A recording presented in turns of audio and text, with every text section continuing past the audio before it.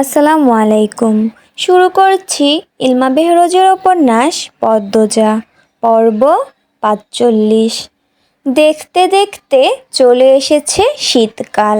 সকাল ১০টা বাজে, অথচ কুয়াশার চাদরে চারদিক ঢাকা। ব্যালকনিতে দাঁড়িয়ে আছে পদ্মজা, মনটা কুগাইছে, বুকে অজানা এক ঝড় বইছে। স্থির হয়েও কোথাও দাঁড়াতে পারছে না। ঢাকা আসার পর থেকে নিয়মিত পূর্ণার লেখা চিঠি পেত। প্রায় ৪ মাস হলো বাড়ি থেকে কোনো চিঠি আসছে না। পদ্মজা ৯টা চিঠি পাঠিয়েছে, একটারও উত্তর আসেনি। বাড়ির সবার কথা খুব মনে পড়ছে। বেলকনি ছেড়ে রুমে চলে আসে পদ্মজা। বিছানায় গা এলিয়ে দিতেই ঘুমের রাজ্যে হারিয়ে যায়। একটা সুন্দর স্বপ্ন দেখে। হাওলাদার বাড়িতে টেলিফোন এনেছে। পূর্ণা হাওলাদার বাড়িতে এসে পদ্মজার সাথে যোগাযোগ করে। পদ্মজা কথা বলতেই ওপাশ থেকে পূর্ণার উল্লাস ভেসে আসলো। আপা, আপা, আমি তোমার গলার স্বর শুনতেছি। তুমি শুনছো? শুনছি। কেমন আছিস? আম্মা কেমন আছে? বাড়ির সবাই ভালো আছে? সবাই ভালো। তুমি কেমন আছো? আমার বিশ্বাস হচ্ছে না তোমার গলার স্বর শুনছি। আচ্ছা শোন, বলো আপা, আশেপাশে কেউ আছে? খালাম্মা আছে। এই বাড়িতে আর আসবি না, আমি যতদিন না আসবো, মনে রাখবি। কেন? কেন আপা? মানা করেছি, শুনবি। আচ্ছা, কিন্তু আমি ভেবেছিলাম এবার প্রতিদিন দুলাভাইয়ের বাড়িতে আসবো আর তোমার সাথে কথা বলবো। ধুর, আবার যখন আসবো আমাদের বাড়িতে টেলিফোন নিয়ে আসবো, এরপর প্রতিদিন আমাদের কথা হবে। এখন আমার মানা শোন। টাকা কই পাবে? সেদিন উনি বলেছেন নিয়ে আসবেন। আমি মানা করেছিলাম। বললেন তুমি আনন্দে থাকলেই আমার সুখ। তোমার সুখের জন্যই এখন আমার সব। আর কি বলার? দুলাভাই খুব ভালো, তাই না আপা? হুম। আম্মার শরীর সত্যি ভালো আছে? আছে, আগের চেয়ে ভালো। খেয়াল রাখিস আম্মার। রাখবো। বাতাসটা বেড়েছে, পদ্মজার গা কাটা দিচ্ছে। আচমকাই ঘুমটা ভেঙে যায়।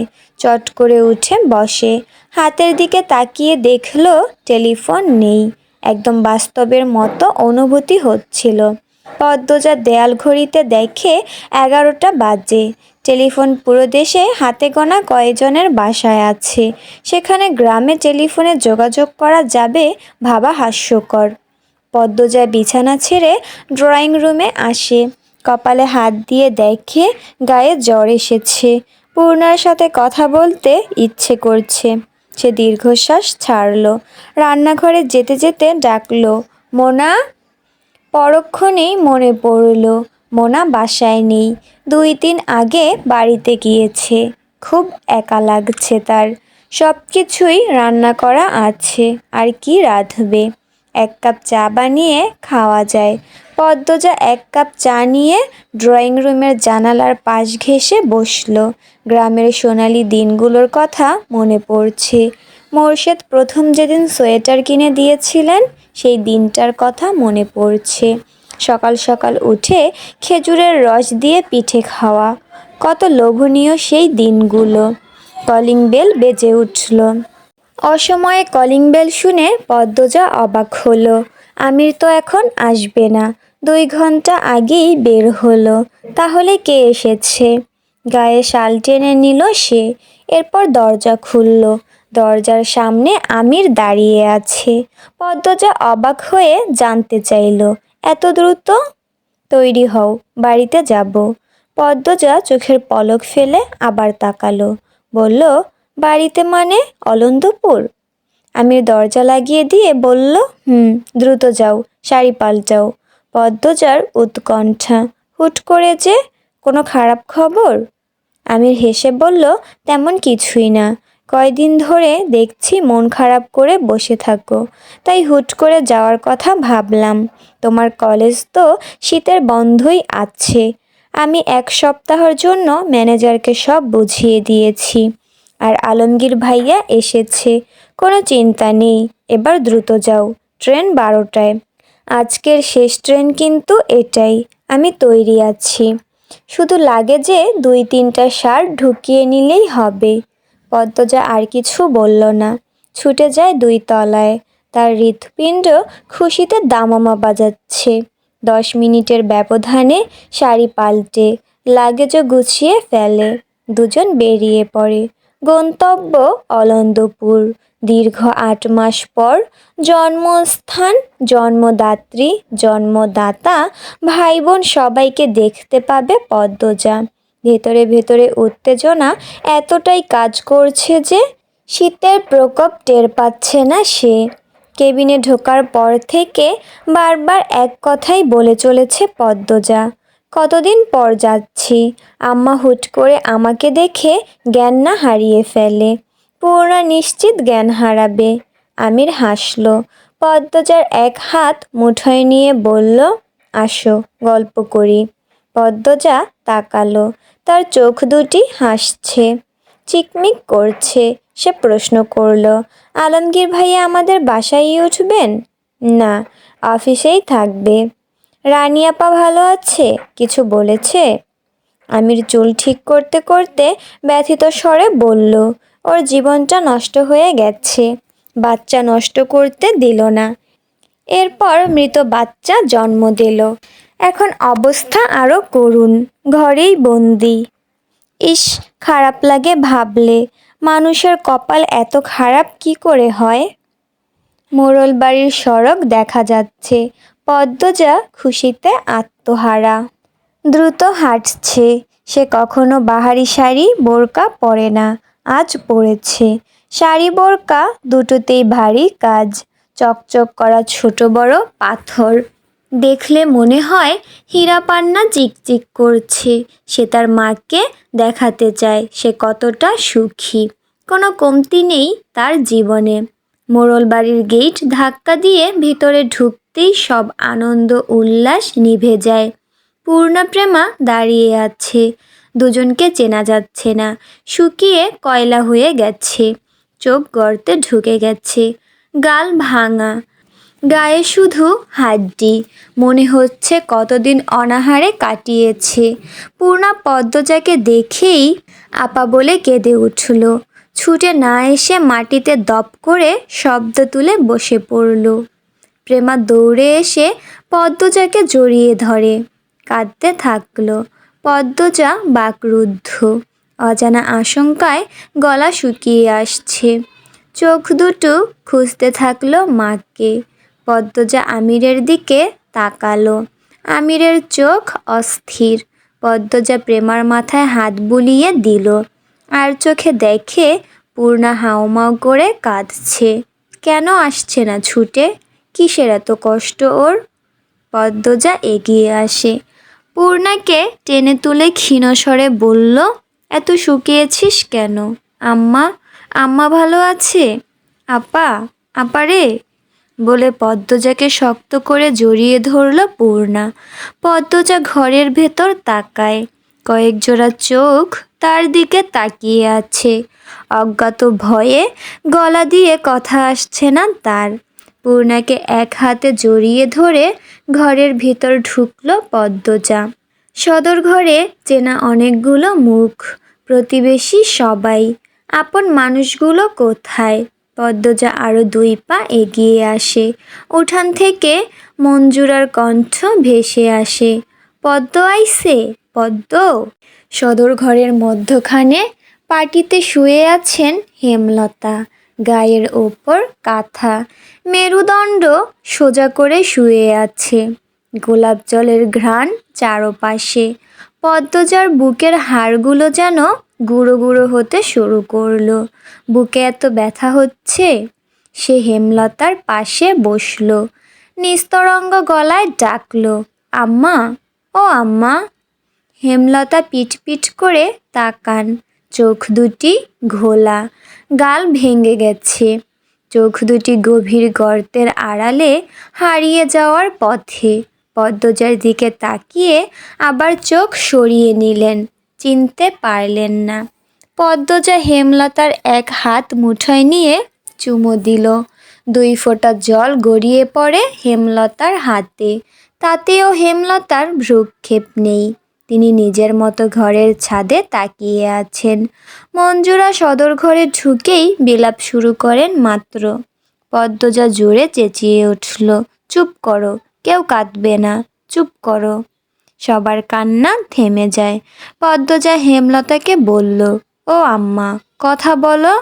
আমি আমি তোমার পদ্মজা, তোমার আদরের পদ্মজা। আম্মা 4 মাস ধরে কাউকে চিনে না আপা।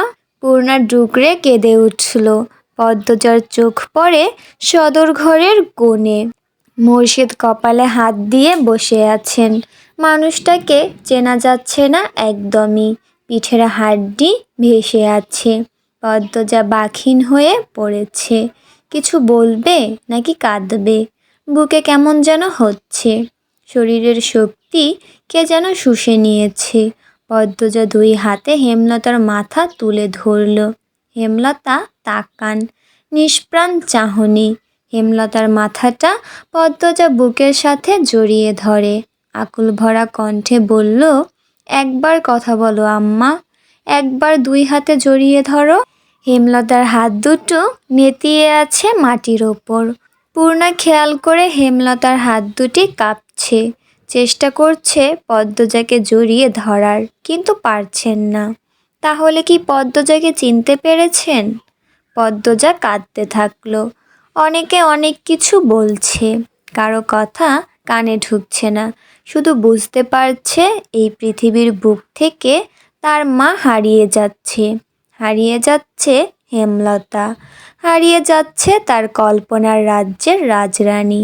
স্বপ্ন তো সব পূরণ হয়নি, এ তো কথা ছিল না। তবে কেন এমন হচ্ছে?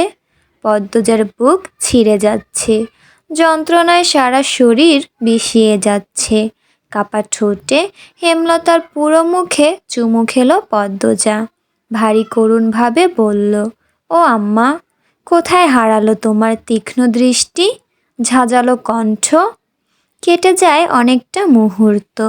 কাছের মানুষেরা ছাড়া আর কেউ নেই। কারো মুখে রানী। হেমলতার মতোই সবাই বাকহীন, স্তব্ধ। কেউ খায়নি। বাসন্তী গুপ্ত ব্যথা নিয়ে রেঁধেছেন। প্রেমাপ্রান্ত আমির ছাড়া কেউ খেলো না। পদ্মজাকে অনেক জোরাজুরি করেছে আমির। পদ্মজা খেলো না, আমিরও আর ঘাটল না। পদ্মজা জানতে পারল 2 মাস ধরে হেমলতা বিছানায় পড়ে আছেন। 1-2 কথা বলেন মাঝে মাঝে। 4 দিন ধরে তাও বলেন না। গতকাল ভোরে মুখ দিয়ে ফেনা বের হয়েছে। এমন অবস্থা হয়েছিল, সবাই ভেবেছিল আত্মাটা বেরিয়েই যাবে। হাওলাদার বাড়ি থেকে সবাই দেখতে আসে। তখন জানা যায় আলমগীর ঢাকা যাচ্ছে। মোর্শেদ অনুরোধ করে বলে পদ্মজা আর আমিরকে খবর দিতে, ওরা যেন দ্রুত চলে আসে। রাতের ট্রেনে সকালে গোডাউনে পৌঁছে আলমগীর আমিরকে সব বলে। আমির সব শুনে আর দেরি করেনি, পদ্মজাকে নিয়ে চলে আসে।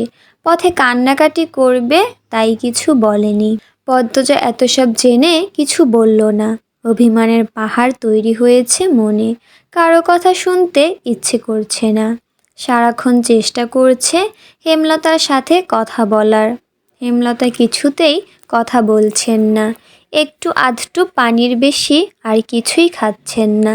গায়ে মাংস বলতে নেই, চামড়া ঝুলে গেছে। পদ্মজা হেমলতার পুরো শরীর মুছে দিয়ে কাপড় পাল্টে দিল। এরপর শোয়া অবস্থায় অজু করালো। ঠোঁট ভেঙে কেঁদে আরও একবার আকুতি করল, একবার কথা বলো আম্মা, একবার ডাকো পদ্মজা বলে। হেমলতা তাকালেন, কিছু বললেন না, তাকিয়েই রইলেন। মাঝরাতে সবাই যখন ঘুমে, পদ্মজা জেগে। ক্লান্ত হয়ে সবার চোখ দুটি লেগে গেলেও তার চোখ দুটি পলকও ফেলছে না। মনে হচ্ছে কে যেন চারপাশে ঘুরছে তার মাকে নিয়ে যেতে। ঝিঝি পোকার ডাক, শেয়ালের হাঁক ছাপিয়ে সে যেন কারো পায়ের শব্দ শুনতে পাচ্ছে। অবচেতন মন আজরাইলের উপস্থিতি অনুভব করছে। পদ্মজার বুকে ভয় জেঁকে বসে। চোখ ফেটে জল বেরিয়ে আসে। এদিক ওদিক তাকিয়ে কেঁদে অনুরোধ করে, অনুরোধ করছি, আমার মাকে কষ্ট দিবেন না। মুখে হাত চেপে কান্না আটকানোর প্রচেষ্টায় বারবার ব্যর্থ হতে থাকলো পদ্মজা। কাঁদতে কাঁদতে কণ্ঠ নিভে এসেছে, ঠান্ডায় শরীর জমে গেছে, চোখটা লেগেছে মাত্র। তখনই দপদপ একটা শব্দ ভেসে আসে।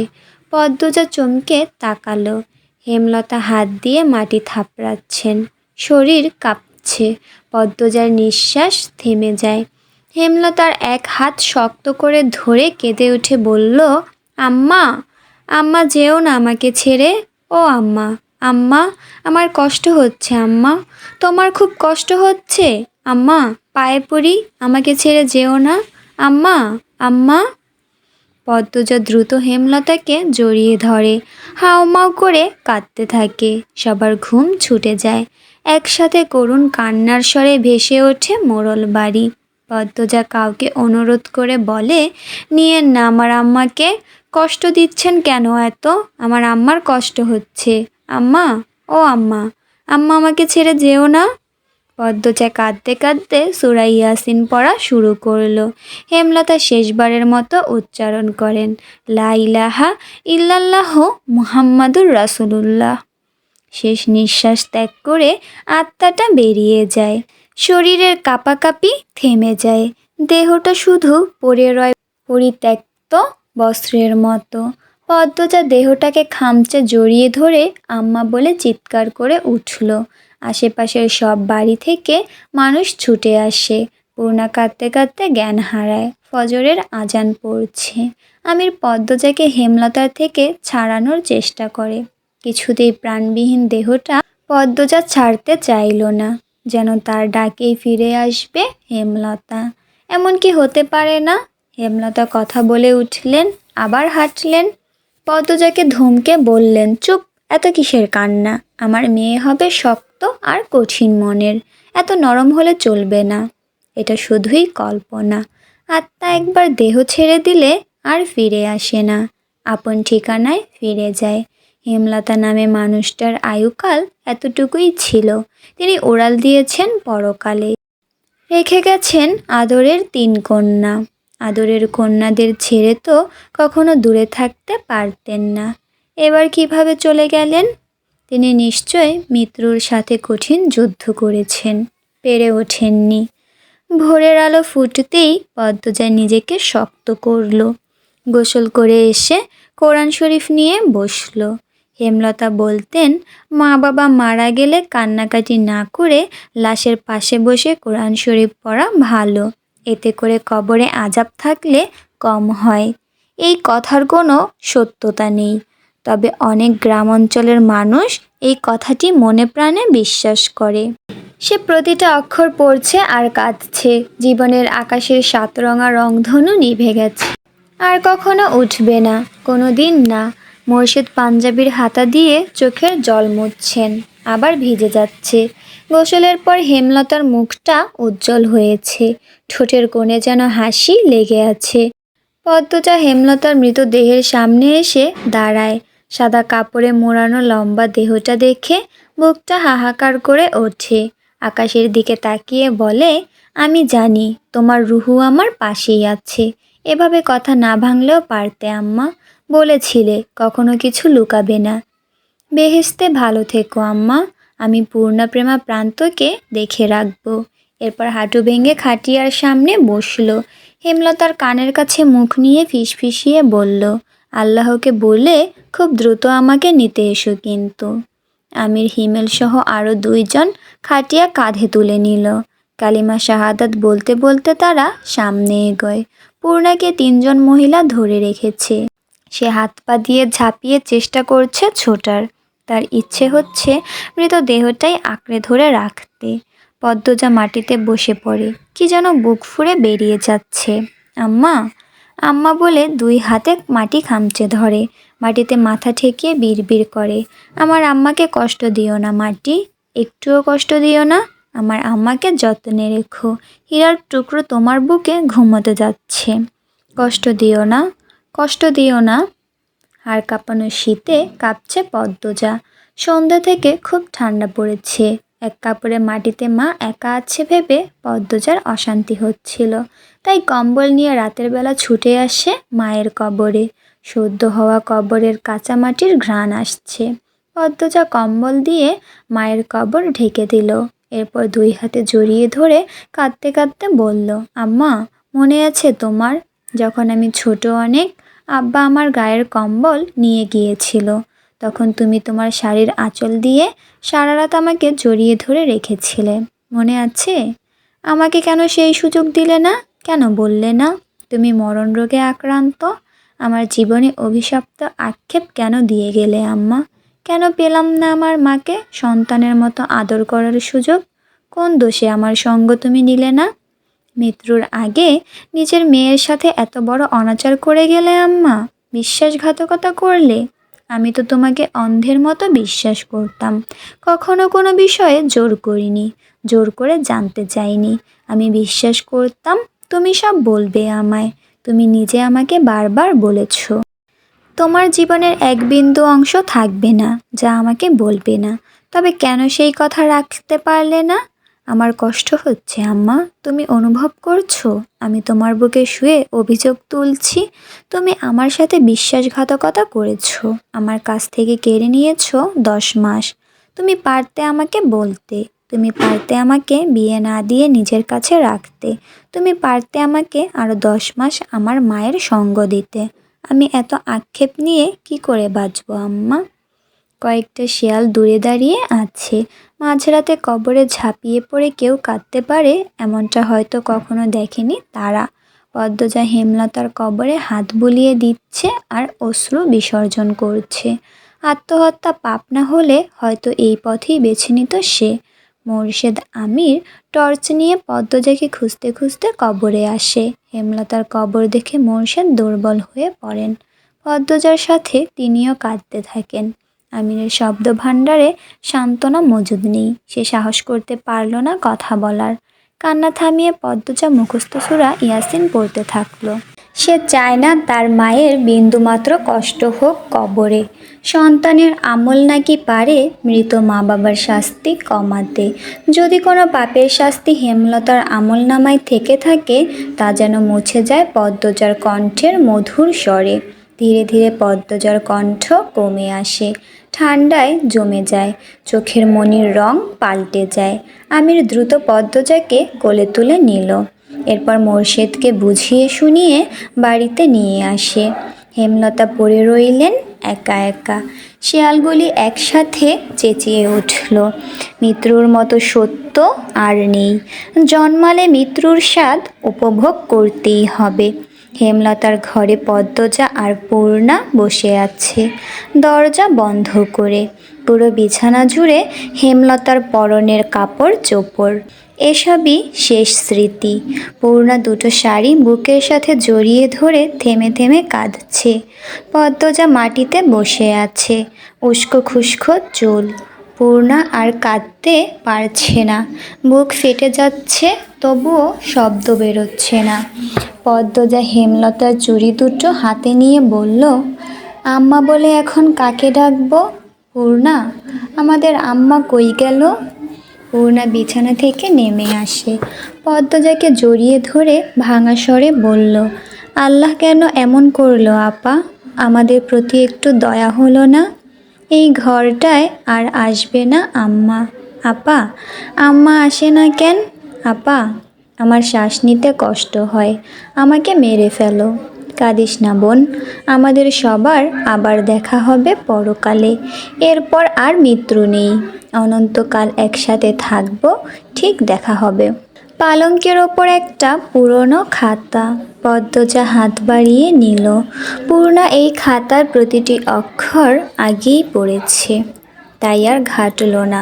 সে ক্লান্ত দেহ নিয়ে মাটিতে শুয়ে পড়ে। পদ্মজা খাতার পৃষ্ঠা উল্টায়। আমার আদরের পদ্মজা, আজ 15 দিন তোর বিয়ের। প্রতিটা রাত আমার নির্ঘুমে কাটে। পুরো বাড়ি জুড়ে তোর স্মৃতি। স্মৃতিগুলো আমায় বিষে জর্জরিত করে দেয়। মেয়ে হয়ে জন্মালে বিয়ে করে শ্বশুরবাড়ি যেতেই হয়। তবুও মানতে কষ্ট হচ্ছে। আমার মেয়ে সারা জীবনের জন্য অন্যের ঘরে চলে গিয়েছে। বলেছিলাম আমার জীবনের বিন্দুমাত্র অংশ তোর অজানায় রাখব না। সেই কথা রাখতে আমি লিখতে বসেছি। স্বপ্ন ছিল তোকে অনেক পড়াবো, অনেক অনেক দিন নিজের কাছে রাখবো। কিন্তু মানুষের সব স্বপ্ন কি পূরণ হয়? দীর্ঘ 2 বছর আমার শরীরে বাসা বেঁধেছিল এক রোগ। প্রাথমিক অবস্থায় ছিল, কিন্তু পাত্তা দিইনি। যখন তোর মেট্রিক পরীক্ষার জন্য আকবর ভাইজানের বাড়িতে গেলাম, তখন একজন ভালো ডাক্তারের সাথে আমার দেখা হয়। তিনি আকবর ভাইজানের বন্ধু। দেখা করতে এসেছিলেন। তখন তুই পরীক্ষা কেন্দ্রে ছিলি। ওনার নাম আসাদুল জামান, বিলেত ফেরত ডাক্তার। কথায় কথায় আমার সমস্যাগুলোর কথা বলি। তিনি খালি চোখে আমাকে দেখেন, কিছু প্রশ্ন করেন, ওনার ধারণা জানান আমি পার্কিনসন্স ডিজিজ নামক প্রাণঘাতী রোগে আক্রান্ত, যার 80 ভাগ লক্ষণ আমার সাথে মিলে যায়। তিনি দ্রুত আমাকে পরীক্ষা করতে বলেন। এই রোগের চিকিৎসা তো দূরে থাক, দেশে এই রোগ পরীক্ষার কেন্দ্রও ছিল না। দেশে এই রোগ পরীক্ষার কেন্দ্রও হাতে গোনা 1-2টা আছে। সেদিনটা আমার জীবনের বড় ধাক্কা ছিল। আমি দিকদিশা হারিয়ে ফেলি। আমি মারা গেলে আমার 3 মেয়ের কি হবে? কি করে বাঁচবে? ভয়ানক এই রোগ নিয়ে তোর সামনে হাসতে আমার ভীষণ কষ্ট হতো, তবুও হাসতে হতো। মুহিব খুব ভালো ছেলে, তাই তাদের প্রস্তাব ফিরিয়ে দেইনি। আমি মারা যাওয়ার আগে তোর ভবিষ্যৎ নিশ্চিত করতে চেয়েছিলাম। বিয়ে ঠিক করে ফিরে আসি গ্রামে। প্রতিটা দিন, প্রতিটা মুহূর্ত অসহনীয় যন্ত্রণায় কাটতে থাকে। আসাদুল জামান ঢাকার এক হাসপাতালের নাম লিখে দিয়েছিলেন, যেখানে এই রোগের পরীক্ষা করা হয়। 100 ভাগ নিশ্চিত হওয়ার জন্য পরীক্ষা করানোটা জরুরি। তার জন্য কেউ একজনকে দরকার পাশে। তোর আব্বাকে সব বলি। সব শুনে তোর আব্বা হাউমাউ করে বাচ্চাদের মতো কেঁদেছে। আল্লাহর উপর ভরসা রেখে চলে যাই ঢাকা। আমি তখন হুঁশে ছিলাম না। মিত্র আমার পিছনে ধাওয়া করছিল, তাই মাথায় আসেনি আমি না থাকলে আমার মেয়েদের কোনো ক্ষতি হতে পারে। ঢাকা যাওয়ার পথে আল্লাহর কাছে আকুতি করি, যেন পরীক্ষায় কিছু ধরা না পড়ে, বিয়েটা ভেঙে দিতে পারি, আর আমার মেয়েদেরকে নিয়ে আরও কয়টা বছর বাঁচতে পারি। কিন্তু আল্লাহ শুনলেন না, তিনি দয়া করলেন না। মা, জানতে পারি আমার হাতে সময় কম। এ রোগের নিরাময় নেই। যে কোনো বছরে, যে কোনো মুহূর্তে মারা যেতে পারি। এই কথা শোনা আমার পক্ষে সহজ ছিল না। ভেঙে গুঁড়িয়ে গিয়েছিলাম। কিন্তু তোদের কথা মনে পড়তেই আবার নিজেকে শক্ত করে নিয়েছি। যতদিন বাঁচব, শক্ত হয়ে বাঁচব। তোর জীবন গুছিয়ে দিয়ে যাব। আমি পেরেছি। তোর বিয়ে হয়েছে ভালো ছেলের সাথে, সুখে আছিস, এই তো শান্তি। আমার ভাবতে কষ্ট হয়, একদিন তোকে, তোদের সবাইকে আমি ভুলে যাব। এখন তো কথা ভুলে যাই, তখন নিজের নারীছেঁড়া সন্তানদের মুখও অচেনা হয়ে যাবে। কি নির্মম, তাই না মা? তুই ঢাকা চলে গিয়েছিস অনেক দিন হলো। আমার মনে হচ্ছে আমাদের আর দেখা হবে না। আমার শরীরের অবস্থা ভালো না। আজ নাকি প্রান্তকে চিনতে পারিনি আমি। বেশ অনেকক্ষণ ওর চেহারাটা আমার অচেনা লেগেছে। কি অদ্ভুত, ভুলে যেয়ে আবার মনে পড়ে। হাত পা, মাথা, মুখের থুতনি, চোয়াল মাঝে মাঝে খুব কাঁপে। ধীরে ধীরে শরীরের ভারসাম্য একদম নষ্ট হয়ে যাচ্ছে। লাহারি ঘরে গিয়েছিলাম, হুট করে চৌকির ওপর থেকে পড়ে গিয়েছি। পূর্ণার সে কি কান্না! মেয়েটা খুব কাঁদুনে হয়েছে। একদমই হাঁটতে ইচ্ছে করে না, শক্তি কুলোয় না। তোর কথা খুব মনে পড়ে। বৃদ্ধ হয়ে তোর শরীরে ভর দিয়ে হাঁটার ইচ্ছে ছিল মনে। পেটের চামড়ার ফোসকার মতো কি যেন হয়েছে, চুলকায়, ব্যথা করে। রাতে ঘুম হয় না যন্ত্রণায়। তোর আব্বা আমার অশান্তি দেখে ঘুমাতে পারে না। বাসন্তী আপা সব জানে। মানুষটা অনেক ভালো। ভুল তো সবাই করে, এমন কেউ আছে যে জীবনে ভুল করেনি?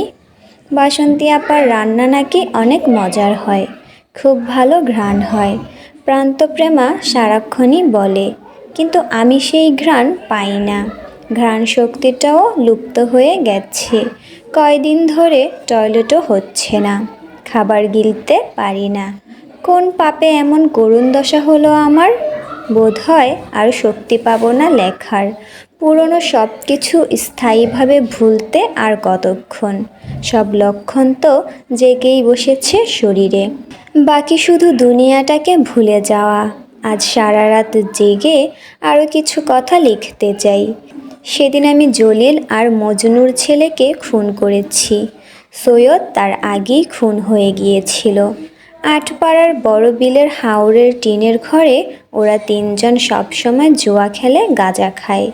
সেদিনও গাঁজা খেয়ে পড়েছিল। গিয়ে দেখি সৈয়দের লাশ এক কোণে পড়ে আছে, দা হাতে দাঁড়িয়ে আছে তোর দেবর রিদওয়ান। ও আমাকে দেখে পালিয়ে যায়। এরকম দৃশ্য দেখে অপ্রস্তুত হয়ে পড়ি, তবুও থেমে থাকিনি। ঘুমন্ত জলিল আর মজনুর ছেলেকে বেঁধে বাকিটুকু বললাম না, শুধু এইটুকু বলবো, আমি যখন জলিল আর মজনুর ছেলেকে কোপাচ্ছিলাম তখন রিদওয়ান ঘরের এক পাশে লুকিয়েছিল। সে সব দেখেছে। আমি বের হতেই সে উল্টো দিকে হাঁটা শুরু করে। আজও জানতে পারিনি সে কেন সৈয়দকে খুন করেছে। তুই ঢাকা চলে গিয়েছিস ভেবে শান্তি লাগছে। রিদওয়ান ভয়ঙ্কর মানুষ, তার খুন করার হাত বলছে এটা তার প্রথম খুন নয়। সাবধানে থাকবি, আমিরকে সাবধানে রাখবি। তোর শাশুড়িকে কাঁদতে দেখেছি, ওনাকে আপন করে রাখবি। আর লেখা যাচ্ছে না, হাত কাঁপছে, কেমন ঝাপসা হয়ে আসছে চারদিক। এই খাতাটা প্রান্তের, লুকিয়ে নিয়ে এসেছি। আমার সব শাড়ির সাথে ট্রাঙ্কের ভেতর যত্নে রেখেছি। আমার অনুপস্থিতিতে যখন পড়বি কাঁদবি না একদম, জীবনে বড় হবি। আমি না থাকলে মৃত্যুর কামনা করবি না, এটাও এক ধরনের পাপ। আল্লাহর যখন ইচ্ছে হবে মৃত্যু দেবেন। তিনি যে কারণে সৃষ্টি করেছেন তা পূরণ হলেই মৃত্যু ধেয়ে আসবে। শুধু মৃত্যুর কথা স্মরণ রাখবি, কোরআনের পথে চলবি, কোনো পাপে জড়াবি না, অন্যায়কে প্রশ্রয় দিবি না। আমাদের আবার দেখা হবে, আমার মায়ের সাথে আবার দেখা হবে।